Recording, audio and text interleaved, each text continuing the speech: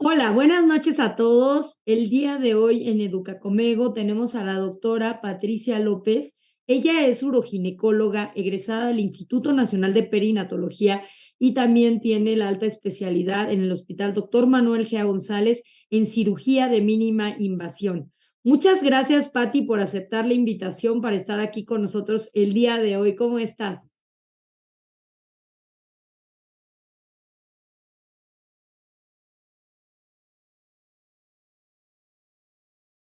Bueno, pues vamos a empezar. Hola, ¿cómo están? Buenas noches. Buenas noches, buenas noches. Oye, Pati, pues bueno, hoy vamos a platicar sobre un tema que sé que es justamente un expertise tuyo, que es lo que es el síndrome de vejiga hiperactiva o lo que hemos escuchado como vejiga hiperactiva a algunas personas y muchas veces no les queda claro qué es la vejiga hiperactiva. Entonces, no sé si tú nos puedas decir o aclarar. ¿Qué es el síndrome de vejiga hiperactiva o qué es cuando dice que tiene vejiga hiperactiva alguien? Pues mira, primero creo que es importante definir que el síndrome, ¿no? Como tú bien lo explicaste, son un conjunto de signos y síntomas. Entonces, la vejiga hiperactiva, el eje central de este síndrome de vejiga hiperactiva es la urgencia urinaria. O sea que la persona no puede aplazar un deseo para hacer pipí. Normalmente todos tenemos como tal este síntoma, pero en un grado en el que no interfiere con nuestras actividades, ¿no? Si diferimos mucho tiempo el deseo de orinar, pues todos vamos a tener urgencia, o sea, nos urge encontrar un baño. Pero en estos casos ya lo consideramos algo anormal cuando cada micción está acompañada por este imposibilidad de aplazar este deseo. Entonces, eso es lo primero que tenemos que tener en cuenta y eso es el eje cardinal. Y otra cosa que vamos a encontrar también en este síndrome es un incremento en el número de veces que vamos a miccionar, ¿no? Eso es en un periodo normal de que nos levantamos a que nos acostamos, todos vamos a lo mejor de una mala forma, a lo mejor unas 3, 4 veces o hasta cierto punto 6 o 7 veces y esto sería algo normal para las mujeres, aunque pensemos que es anormal o aunque pensemos que, ay, no, es que yo voy súper frecuente al baño, pero entre 6 y 7 veces es algo normal y ya cuando eso excede ese límite, eso ya le llamamos frecuencia. Entonces sería la segunda cosa que tenemos en esta triada de nuestro síndrome de vejiga hiperactiva. Y por último, es que justamente también estas dos cosas interrumpen nuestro sueño. Entonces, en la noche, una vez que nos acostamos, tenemos que levantarnos otra vez, ya sea 2, 3 o 4 veces, y hay mujeres que lo hacen hasta 10 veces en la noche o que cada hora se levantan por este deseo de ir a orinar, aunque orinen muy poquito. Y puede también ocurrir que dentro de este síndrome de vejiga hiperactiva tengamos episodios de incontinencia urinaria, que no es como tal mandatorio, ¿no? Para decir que alguien tiene vejiga hiperactiva, pero sí puede también ocurrir dentro de estas tres, o bueno, dentro de esta entidad clínica. Ok, entonces lo que tú nos quieres decir es que no necesariamente se acompaña de incontinencia, ¿no? O sea, una persona puede no tener incontinencia y tener el síndrome de vejiga hiperactiva, ¿verdad? Correcto, sí. Aunque es muy común que empecemos más bien como que diagnosticándolo así, ¿no? O sea, es que se me sale la pipí con la urgencia, pero ya cuando empezamos a desarrollar otras preguntas, nos damos cuenta que más bien es un síndrome de vejiga hiperactiva con incontinencia urinaria. Fantástico, muchísimas gracias. ¿Y cuál es la causa de que aparezca este síndrome de vejiga hiperactiva? Porque mucha gente dice, yo estaba bien, yo orinaba bien, ¿por qué de repente pasa esto? Hay varias teorías, ¿no? Realmente la cuestión o el factor de riesgo más importante es la edad. O sea que después de los 50 años, el pico máximo a los 60, 62 años, es que empezamos a tener estos síntomas.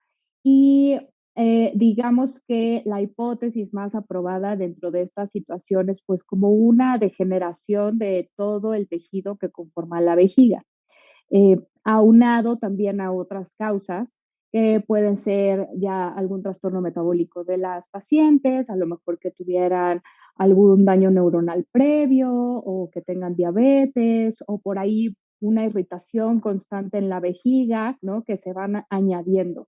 Pero digamos que nuestro principal factor de riesgo es la edad y es muy complejo cómo llega a ocasionarse este síndrome. Entonces, nosotros más fácil lo dividimos como en un síndrome que tiene una causa neurogénica o que podemos encontrar alguna situación de algún daño en los nervios de toda la pelvis o algo que no es neurogénico.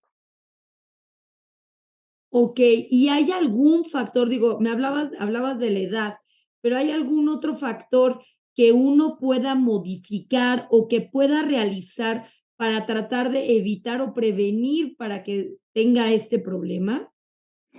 Claro, lo principal, bueno, obviamente para las mujeres que empezamos con nuestro climaterio o el cese de la menopausia, ¿no? Pudiera estar relacionado con la falta de estrógenos. Entonces, nosotros al tener una asesoría ginecológica, evaluamos si una paciente necesita o no estrógenos y eso pudiera ayudar, ¿no? También como que a disminuir un poco los síntomas y otra cuestión muy importante es el peso.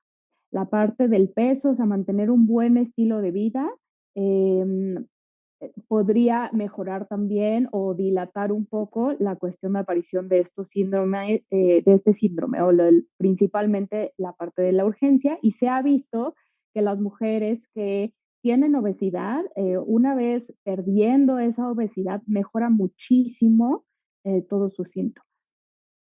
Entonces, creo que esos 2 serían, los principales factores que pudiéramos modificar. Además, si existe algo, por ejemplo, de tabaquismo, ¿no? Suspender el tabaquismo. También, dentro de nuestro estilo de vida, nuestra dieta, tratar de consumir menos conservadores o a lo mejor alcohol, ¿no? Restringir el consumo de alcohol o quesos muy fermentados o derivados de la soya también. Eso también dentro de nuestro manejo conservador pudiera ser de las cosas que modifiquemos para tratar de controlar los síntomas. Okey, perfecto. ¿Y qué me dices de los hábitos, no? Muchas veces las mujeres tienen malos hábitos, o hemos escuchado que se dice malos hábitos urinarios. ¿A qué se refiere uno con los malos hábitos urinarios? ¿Qué es un mal hábito urinario? Claro, me encanta esta pregunta porque las mujeres nunca nos enseñan cómo tenemos que hacer pipí. O sea, nunca nadie nos explica, o no sé si a ti te pasó, a mí nunca nadie me explicó, bueno, o sea, es que tienes que ir a hacer tantas veces o te tienes que posicionar de esta manera. Más bien nos enseñan de no, tienes que hacer de aguilita, no toques nada, ¿no? O sea, cosas de esa situación que no nos explican a nosotras. Entonces, lo primero es que, pues, obviamente necesitamos tener un buen patrón de micción, o sea, estar yendo a hacer pipí frecuentemente, o sea, no podemos dejar pasar más de 3 horas sin que hagamos pipí. Las mujeres somos expertas en solamente hacer pipí 2 o 3 veces al día, ¿no? La parte en la que, sí, no, pues es que yo me levanto y voy a hacer pipí, ¿no? Esa casi, casi que no cuenta, ¿no? Entonces, a partir de ahí necesitamos tener en cuenta que cada 2 o 3 horas necesitamos orinar. Y obviamente dentro de ese tiempo hidratarnos, estar también tomando agua de forma constante o tomando nuestros líquidos de forma constante, ¿no? No de que, ay, ya hace 5 horas que no tomo agua y nos zumbamos también 1 litro de agua, ¿no? Entonces también es muy importante que vaya de la mano, si estamos orinando de forma frecuente, pues también nos tenemos que estar hidratando. Y tampoco crean que el hecho de que como yo tomo 1 litro de agua, entonces tengo que orinar 1 litro de agua, ¿no? Eso tampoco es, digamos que no sirve, ¿no? Si a lo mejor está haciendo mucho calor, pues te vas a deshidratar por otras partes y no vas a orinar específicamente 1 litro. Entonces, esa cuestión es muy importante, tener nuestro patrón. Y si nosotros tomamos agua muy cerca de que ya nos vayamos a dormir, pues evidentemente vamos a estar levantándonos en la noche. A menos que sea una cuestión muy necesaria, por ejemplo, medicamentos, ¿no? Que pues necesito tomármelo a las 9 de la noche porque a esa hora me toca. Bueno, tratar de que antes de irnos a la cama, ¿no? O miccionar para que tengamos mucho más tiempo de que no nos estemos levantando al baño y no que nos levantamos al baño y volvemos a tomar agua, ¿no? Eso tampoco Claro. nos ayuda porque nos vamos a seguir levantando. Entonces, creo que eso es a lo que te refieres con el mejor hábito para orinar. Y también el hecho de ir a miccionar a los lugares públicos y hacer de aguilita no nos ayuda porque eso impide la relajación completa de nuestro piso pélvico. Y a veces, como no estamos acostumbrados tampoco a vaciar muy bien nuestra vejiga, pues nos quedamos con más pipí y eso a la larga irrita nuestra vejiga, ¿no? Entonces puede contribuir a esta pequeña inflamación y a lo largo de muchos años es ser parte de esta cuestión de un síndrome de vejiga hiperactiva. Perfecto. Muchas gracias por aclarar esos puntos que son fundamentales, ¿no? Tener una buena educación vesical, pues no es sencilla y nadie nos enseña. Entonces, como que estos puntos son muy claves. Por ejemplo, también existen muchas mujeres que dicen, bueno, tengo ya la vejiga hiperactiva o estoy dándome cuenta de que tengo vejiga hiperactiva. ¿Qué tienen que hacer? ¿Cuál sería el primer paso cuando una mujer, por ejemplo, de las que están aquí escuchando este programa, nos dice, bueno, yo sospecho, eso que dijo la doctora Patti resuena con lo que yo vivo? Entonces, ¿tú qué recomendarías? ¿Cuál debería de ser el primer paso que debería de seguir esa mujer? Lo primero es, dame un segundito. Lo primero es justamente eso, ¿no? O sea, como que darnos cuenta de cómo estamos orinando. De, a ver, no, necesito contar porque nunca nadie cuenta esa situación. Podemos contar muchas otras cosas, pero necesitamos darnos cuenta de cómo estamos yendo a hacer pipí, cada cuánto estamos yendo a hacer pipí, tratar de mejorar este patrón. Tratar de ver cuánto líquido estamos tomando también, porque también el hecho de consumir muy poco líquido irrita la vejiga porque hace la pipí mucho más concentrada. Entonces, necesitamos también hidratarnos de una forma adecuada, ¿no? Y otras situaciones, ya también tratar de suspender el hábito tabáquico. Si tenemos alguna otra enfermedad, ¿no? Tratar de mantener un buen control de esta enfermedad, especialmente en los mexicanos, que pues tenemos mucha diabetes y muchas otras patologías metabólicas. Necesitamos tener un buen control de esta situación y la gran mayoría de los casos mejoran, ¿no? Prácticamente a lo mejor los síntomas en un 80-85% mejoran con solamente esta primera línea de intervención. Hay muchas otras mujeres que dicen, es que yo ya lo intenté de verdad, ya hice todo lo posible. Bueno, nosotros con la asesoría ya de un experto podemos evaluar que también lo están haciendo, ¿no? Les podemos pedir su tarea que consiste en que nos llenen un diario de micciones, de cómo están realmente haciendo sus micciones, cada cuánto, qué tipo de líquido están tomando y así hacer una buena retroalimentación, porque al final de cuentas uno dice, no, si es que yo me lo propongo, pero a la hora ya de escribirlo y de tener a alguien que nos esté guiando durante esa asesoría, sería lo mejor, sería lo ideal. Eso será lo primero, el primer paso que sugiero que hagamos. Perfecto, entonces el diario es súper importante, ¿no? Ese diario, ¿cuántos días? O sea, ya van a ir con el doctor, ya sacaron cita con su doctor. ¿Cuántos días recomiendas que lo llenen? Porque van a decir, voy a estar todo un mes, no, pues todo el mes estando viendo cuántas veces orino, ¿para qué, no? Entonces, ¿cuánto tiempo tú dirías que es el mínimo que deberían de estar llenando este diario o con el cual tienen que acudir con su médico a una evaluación? El mínimo son 3 días, no necesitan ser tampoco días consecutivos, sino que podemos irlos mezclando porque ahorita después de la pandemia, pues muchas personas ya nos quedamos mucho tiempo en casa, ¿no? Entonces hay que decir, bueno, un día de casa, un día que yo salga, tratar de tener solamente esta hojita que la podamos hacer bien para cuantificar los líquidos, para ver cuántas veces vamos a hacer pipí, si de repente tuvimos algún escape, entonces le decimos que son 3 días, no necesitan ser 3 días consecutivos, pero los días que los hagamos tienen que ser los más representativos. Realmente abocarnos a la tarea de hacer bien nuestro diario. Perfecto, entonces 3 días cuando menos. Entonces, ahora tú mencionabas todo esto de lo que se tiene que hacer de medidas para prevenir, para manejar tal vez de inicio. Cuando una persona ya está siguiendo todo lo que tú nos estás dando, las indicaciones al pie de la letra, ¿qué recomendarías o qué recomendaciones tienes sobre el manejo? Porque puede ser que algunas de las personas que están aquí viéndonos nos dicen, ¿hay algún medicamento, hay algún tratamiento que se puede seguir? ¿O hay medicamento para esto o hay cirugía? ¿Cuál es el manejo en general, digamos, del panorama de una vejiga hiperactiva?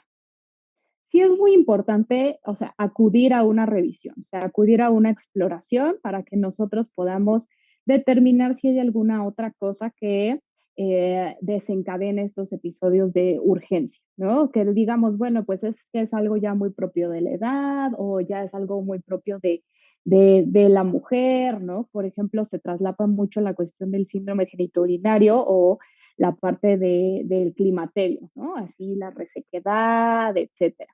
Entonces, a lo mejor con eso, ya observándolos, puede ser que durante nuestro seguimiento únicamente necesitemos un hidratante vaginal o la terapia de estrógenos locales, digámoslo así.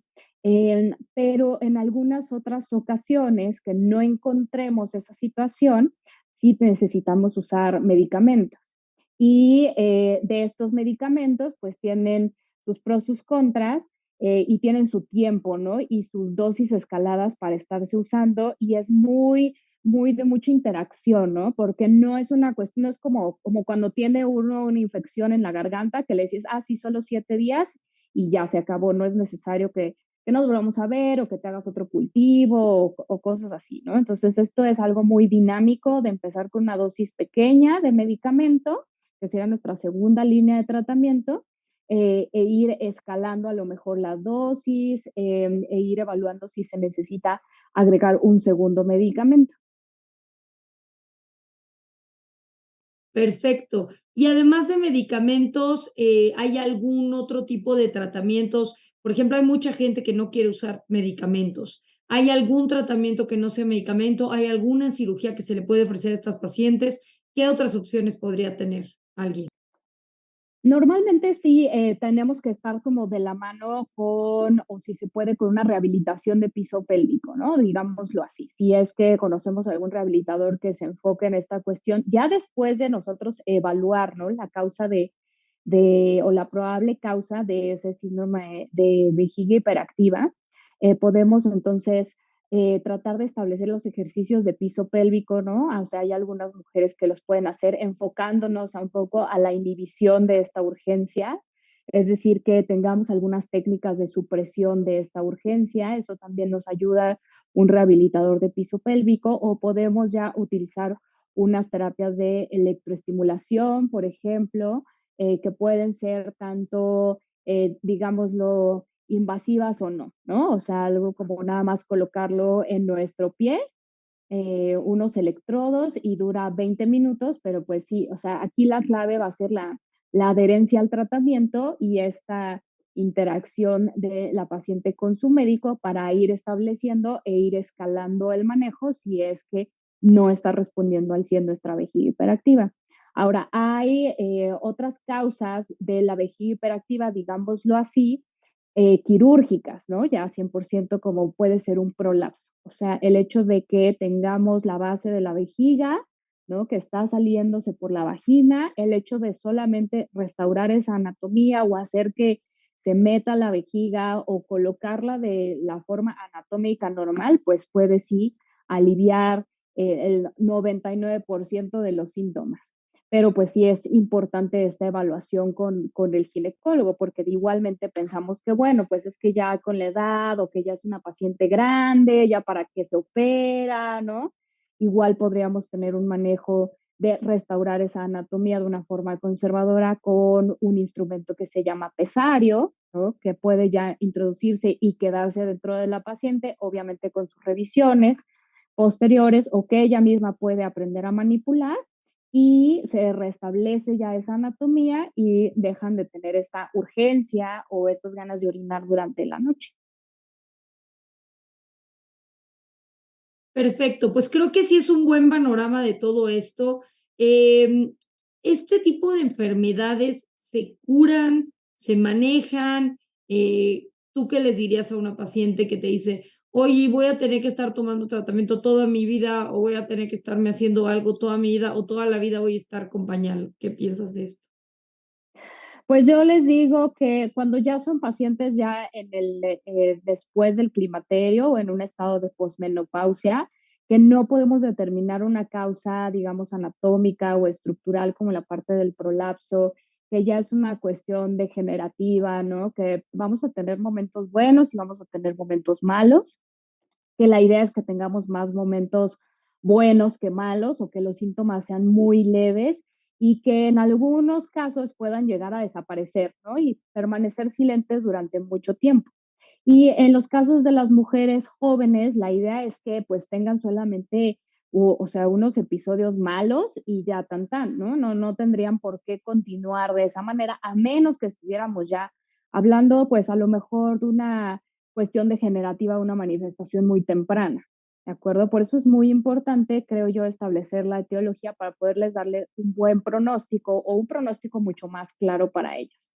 Pero en sí como tal, este síndrome, ¿no? O esta entidad, como lo bien explicaste, o sea, que son síntomas, ¿no? Como tal, necesitamos establecer su causa para poderles dar un tratamiento muy dirigido en espera de que prácticamente podamos solucionar, si no al 100%, pero sí el 90% el deterioro en la calidad de vida de las pacientes. Perfecto, Pati. Pues creo que fue un excelente panorama. Realmente veo que no tenemos preguntas, pero pues eso quiere decir que todo quedó súper claro y espero que la gente que vea este programa les quede mucho más claro que es una enfermedad que se puede tratar, que se puede manejar, que pueden mejorar su calidad de vida con medidas sencillas y que hay manera de escalar los tratamientos. Entonces también para que no se frustren y no se queden como ya tengo esto y ya ni modo, ya valió, ¿no? Entonces, pues muchísimas Exactamente.